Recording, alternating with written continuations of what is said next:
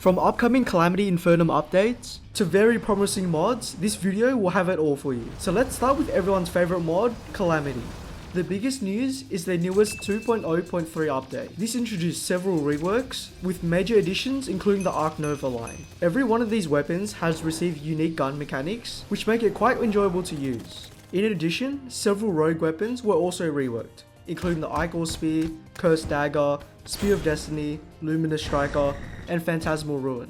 You can watch a full summary of all major additions here, but now let's move on to Calamity spoilers for November. Apart from more balance changes and reworks, you can expect the next major update of Calamity to be the Sunken Sea overhaul. Whereas we don't know the exact specifics, we do have a spoiler of official concept art for Calamity Sea God. Whether this creature be in the Abyss or the Sunken Sea, it is truly something terrifying. And for those who don't know, this is also the same artist who has teased Xeroc's pre-ascension form. I've made a short of every single boss rework coming to Calamity, so feel free to watch that if you've missed any of my videos. As for resprites and reworks, Hydrothermic has been introduced into the list of armor sets, following the trend of all class sets towards melee and mage exclusive. You can expect weapons such as the minigun to be completely changed to the King's Bane. This will rev up the gun and fire a barrage of bullets. In the spoiler video, they're utilizing Godslayer slugs, but when you stop firing the gun, you will also release a barrage of auric bullets that can home onto enemies and ignore 50 points of defense. For other weapons, expect the resprite to the Aqua Scepter, Haunted Scroll, Baleful Harvester, Cosmic Kunai, the Storm, and Tyranny's End. Moving on to key Calamity add-ons, you'll be surprised that Infernum is getting one last final update. This kind of reminds me of vanilla Terraria updates, Journey's End. There isn't any huge content added, but we do have a new cutscene after Providence's defeat, showcasing the Devourer of Gods, opening some sort of portal and consuming the Profane Soul Crystal, adding some additional lore into the world of Calamity. There is also this really nice Astral Dimension monolith, which my guess will be added for the Astrum Deus Infernum fight. As for Catalyst, expect a visual background update to Astrogelodon, and Bombus Apis with more Calamity Beekeeper content. I will cover these in more detail as we get closer with more content, but a mod that has received substantial updates is DormantDawn. Some really awesome weapons have been introduced, including additional Terror lines. Expanding from the Terror Blade, we have the Terror Bow, which spawns additional arrows as the weapon fires, and has a right-click charge mechanic, dealing high bursts of damage. And the Terror Knife. This spawns additional projectiles when damaging an enemy, and has this really insane charging up animation when the meter is maxed out, where the Terror Knife will receive a strong buff for a few seconds. The visuals of this mod are absolutely insane, though be warned, this may be a tiny bit unbalanced. The new update has also brought us our first hard mode boss, being the Hellfire Serpent. This is intended to obviously be fought in hell, but at post-Plants era. Although I love the sprite and VFX of this fight, I will say the attacks could use some more variety, as it mainly cycles between shooting fireballs at you and charging at the player. At later phases, it is wise to bring in Obsidian Skin Potion or some fire resistance, as this fight can get pretty hectic. And if you love crazy stuff in Terraria, the next mod is Everglow. I have not showcased this mod since May of 2023, but I'm so glad to showcase some new stuff that they're working on. These are 4 different bosses with some completely insane attacks, such as tornadoes, slashes, and other eye candy. Obviously, still a work in progress, and this doesn't even feel like Terraria anymore. But hey, I'm all for breaking the limits here. I would love your thoughts on this fight from visuals alone, and if you're enjoying recaps like this one, make sure to subscribe for bi-monthly updates of all your favorite content mods. We know Everglow has previously made amazing reworks to existing vanilla spell tomes. Well, to expand on this, we have additional spoilers for new tomes, such as Bone Feather Magic, Fire Feather Magic, and Freeze Feather Magic.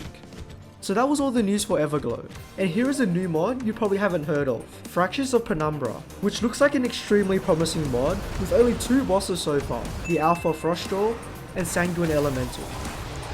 Weshdoor is your snow serpent, intended to be one of the first bosses, being post-King Slime. As you can probably expect from an early game boss, it is fairly simple. However, it does give you a good intro into the bullet hell-esque type of content you can expect. As for unique drops, you have the Arctic Tempest, a magical spell tome which follow your cursor and can explode on release. The Winter Beacon Wand, a Sentry Summoner weapon which will periodically rain down icicles. And the Frostdoor's Breath, a miniature flamethrower that inflicts frostburn.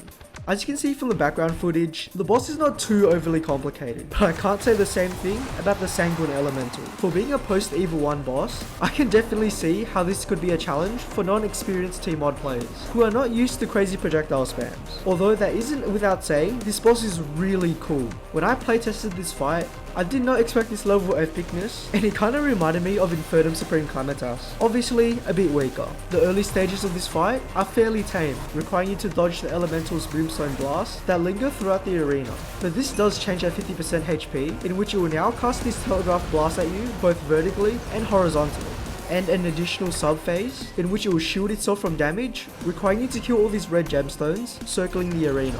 I'll leave you to explore the full fight for yourself, but definitely keep an eye out on the development of this mod. So now it's time for a mod we all know and love, Fargo's. The main Souls mod received a pretty big 1.6 Will of the Waves update. Major additions include a new Banished Baron fight. It resembles Duke Fishon and is intended to be fought early in hard mode. For its first phase, you will automatically be inflicted with the Baron's Burden debuff, requiring you to fight the first phase completely underwater. It will swim in a diagonal pattern and will perform stealth dash attacks. It can also cast homing nukes at you, spawn torpedoes, and various other attack patterns. And this does change in phase 2, in which the player will be thrown out of water, and now you will fight the boss above water, with 2 tornado barriers on each side, permitting you from leaving. This will feature more buffed attacks, and for a pre-mech boss, it definitely lives up to the Eternity Mode difficulty. If you manage to defeat budget Duke Fishon, this will reward you with some new drops, including the Baron's Tusk, which will fire 3 shrapnels in an arc, and true melee hits will cause massive shrapnel projectiles to fly out of the enemy. The Naval Rust Rifle, which is pretty unique. It has a reload bar under the player with a perfect reload zone.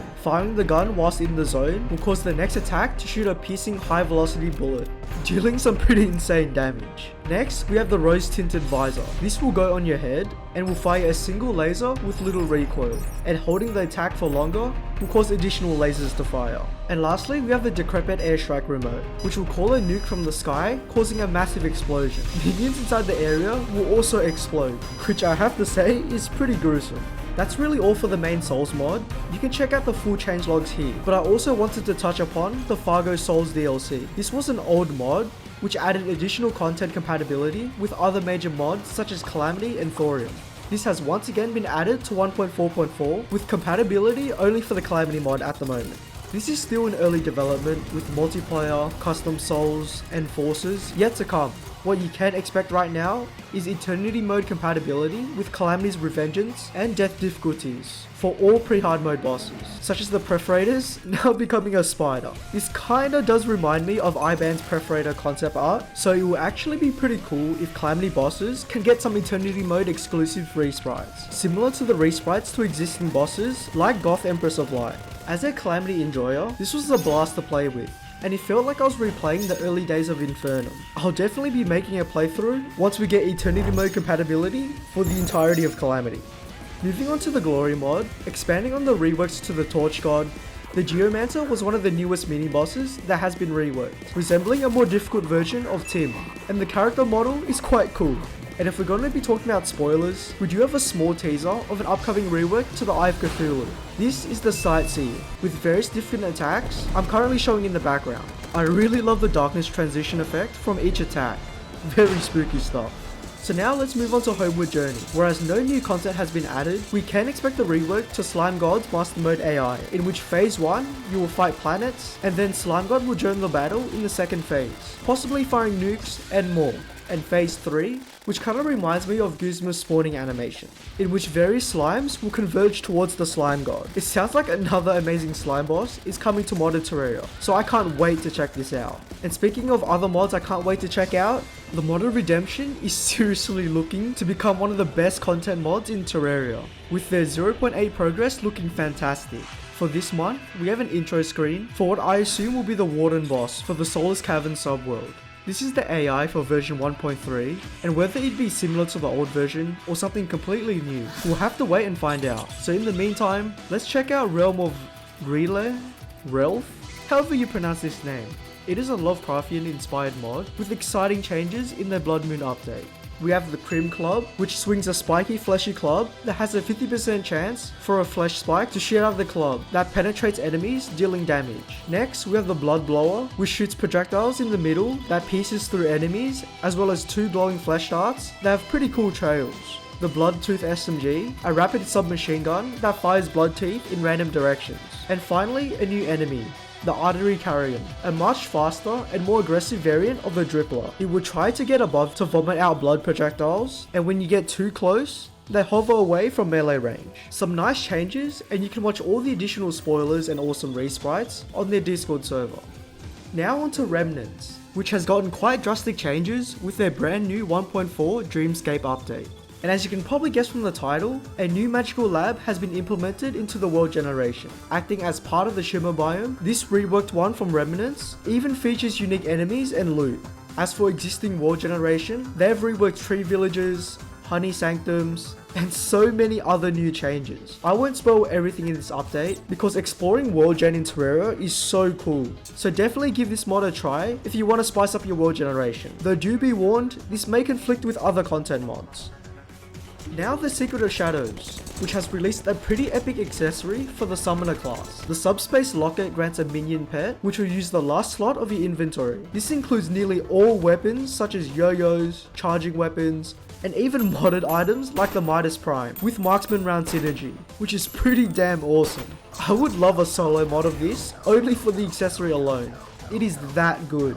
But in addition to this fun accessory, this update has also brought a rework to Polaris, a snow-themed hard mode boss, spawned using a frost key at the altar. This is a spinny, projectile spammy boss fight you'll either love or hate. It fires circular projectiles, shoots cross laser beams, and will perform a spiral dash attack at you. Like other bosses, this is a pretty difficult mod. But that's all I have to say about Secret Shadows. So what about Shadows of Abaddon? I'm excited to announce they have finally released the beta version, with the main focal point being Nihilus. This is a post-Mulod boss, and serves as the final challenge of the mod. The first part of the fight, Nihilus will remain stationary, casting various different attacks, where flight is disabled. At each HP checkpoint, these Shadow Flame Lanterns will spawn, requiring you to kill all 3 of them, as shown by this UI, in order to progress the fight. This battle is extremely long, and as you whittle down its HP, dodging all of the insane projectiles, it will eventually begin to show its true form, requiring you to use a relic weapon in order to break its shield and begin the next onslaught of attacks. The showstopper, and obviously my favorite attack,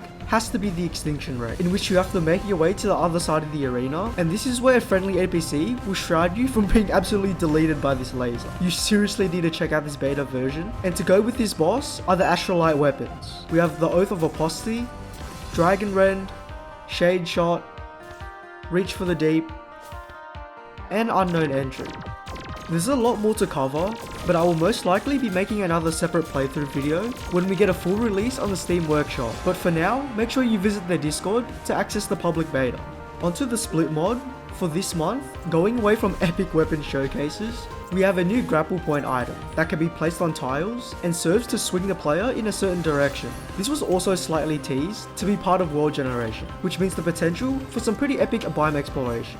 That's all I have to show you, and now onto the Spooky mod, which has released a huge 1.0 update, marking the mod's first full release. This includes a Catacombs overhaul with more variety of rooms. So let's begin at the top and explore downwards. The very top is mostly the same. You right click this totem and fight the spooky spirit boss, which will give you a yellow skull key, allowing you to actually enter the catacombs. The biggest change is probably their second layer. There is an arena, which is the primary spot to challenge a brand new boss, the Daffodil. And I gotta say, I love the thematic of this room. Definitely gives me the spooky vibes. This is intended to be fought pre-mex in hard mode by throwing a brick at it.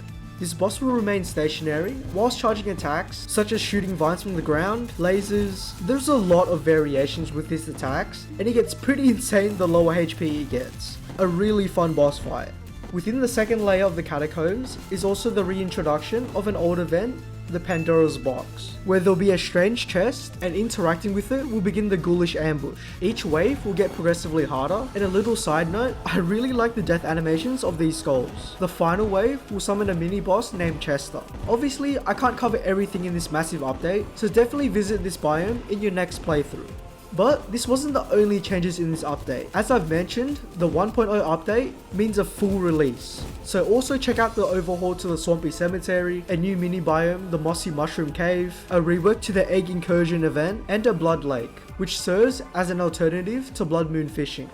But now, let's talk about Stars Above. The major 1.6 Lucent Memories is in development, so let's check out some of the awesome content you can expect in this update. Memories will be a unique item that can be slotted onto aspected weapons for special effects, and here's all the new sprites of these items. In addition, we also have a first look of what you can expect these to look like in-game with the cosmetology feature. We are able to imprint up to 3 weapon memories for bonus effects, and it's important to mention memories cannot be removed, rather overwritten through mix and match of different combinations. And to go with weapon memories is a brand new NPC, the Astrologian, which will sell you some additional memories depending on boss progression. As for Thorium, whereas there are no major content additions, I do have a cool side mod to show you. As you can probably guess from the title, this reworks existing Thorium bosses such as the Granite Energy Storm, Viscount, and Cosmics. Whereas not all bosses are yet to be reworked, this is a nice little change and can give you a fresh playthrough of this mod. So that was a rundown of every single content mod for November. Give me more mod suggestions down below, and goodbye.